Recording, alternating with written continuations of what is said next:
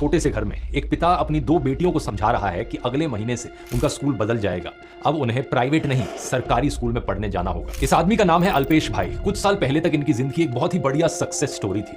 अल्पेश का परिवार गुजरात के एक गांव में खेती करके बस किसी तरह गुजारा करता था, लेकिन फिर अल्पेश सूरत आ गए, जो दुनिया का सबसे बड़ा डायमंड हब है। यहाँ ये एक डायमंड फैक्ट्री में काम करने लगे और कुछ ही समय बाद इनकी सैलरी 35,000 रुपए तक पहुंच गई। गांव से आने वाले कम पढ़े लिखे आदमी के लिए ये काफी अच्छी सैलरी थी।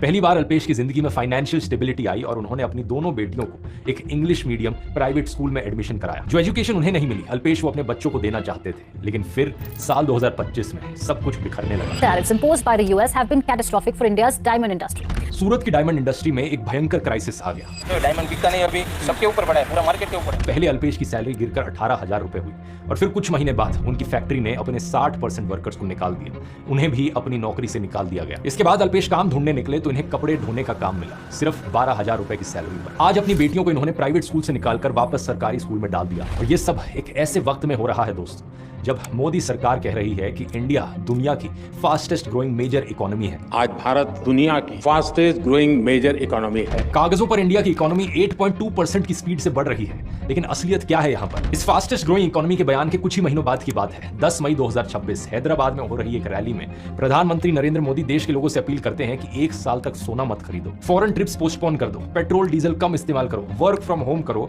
वैसे ही जैसे कोविड के टाइम पर किया था। यहाँ तक मोदी ने कुकिंग ऑयल भी कम इस्तेमाल करने की अपील कर डाली। हर परिवार खाने का तेल का जो उपयोग करता है, अगर वो कुछ कमी करे, मैंने बार बार कहा है 10% कम करो। अगर हम तेल खाना कम करें ना, तो भी वो देशभक्ति का बहुत बड़ा काम है। और इस सब के पीछे की वजह बताई गई कि हमें किसी भी तरह से फॉरेन एक्सचेंज बचाना है। विदेशी मुद्रा बचाने पर बहुत जोर देना होगा। कोई भी इंसान इन दोनों खबरों को एक साथ रखकर देखेगा तो बड़ा कंफ्यूज महसूस करेगा। एक तरफ इंडिया की जीडीपी ग्रोथ बहुत ही बढ़िया बताई जा रही है, इंडिया को फास्टेस्ट ग्रोइंग इकोनॉमी बताया जा रहा है, और दूसरी तरफ देश के प्रधानमंत्री जनता से कुकिंग ऑयल बचाने की अपील कर रहे हैं। आइए समझते हैं जीडीपी और इकोनॉमी के पीछे के असली आंकड़े जो सरकार आपसे छुपा रही है। The Indian rupee has slipped to around 96 rupees per US dollar, making it the weakest Asian currency in 2026. मैं शासन में बैठा हूं, मुझे मालूम है इस प्रकार से रुपया इतनी तेजी से गिर नहीं सकता।